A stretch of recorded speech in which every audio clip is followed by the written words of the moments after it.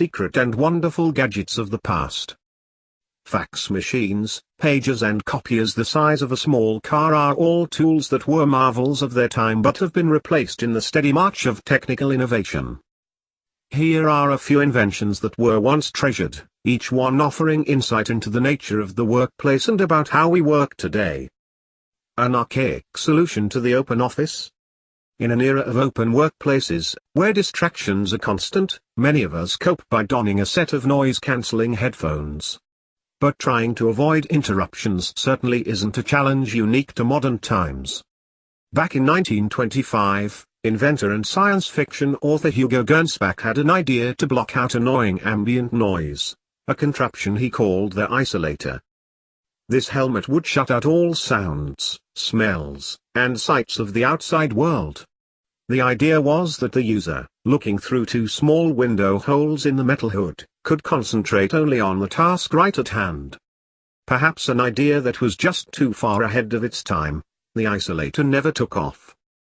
Fans of period dramas like Mad Men will recognize the dictation machine, a recording device used largely by heads of industry and their personal assistants. It was, in its era, a symbol of making it to the executive level. The dictaphone got its start in 1881, produced by a company established by Alexander Graham Bell.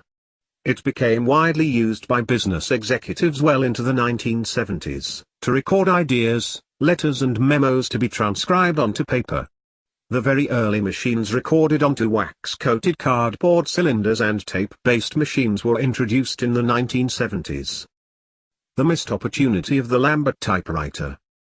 A Frenchman who immigrated to America, François Lambert was a serial tinkerer who rarely settled on one invention. But he stumbled on something in 1884 that had the potential to be huge, if only he'd gotten the timing right. Lambert designed one of the world's first typewriters, a machine that looks a bit bizarre nowadays, with a circular keyboard floating over a horizontal machine. The height of copying technology. If you're of a certain age, you might remember the mimeograph machine in your school office.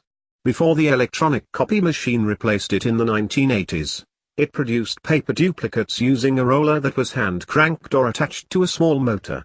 And for decades, it had been the height of copying technology. Early prototypes emerged in the 1880s, but the design was perfected by 1900. By the 60s it was a fixture in offices and schools. The photocopier produced by Xerox in 1959 eventually rendered the mimeograph obsolete. But unlike early copiers, Hansman says, the mimeograph rarely broke down.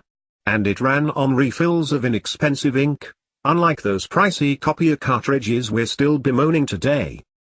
The envelope sealer. This invention, by Reynolds of Chicago, was a byword for gravitas and efficiency. When the lever is cranked, a roller forces an open envelope to undergo a dampening process, before a second roller presses it closed. Light spectacles.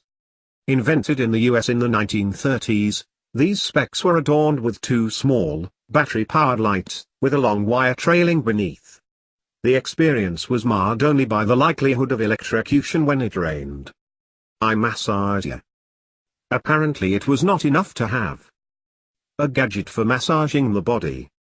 By the 1920s, it was also deemed necessary to devise a mechanism to massage the eyeballs.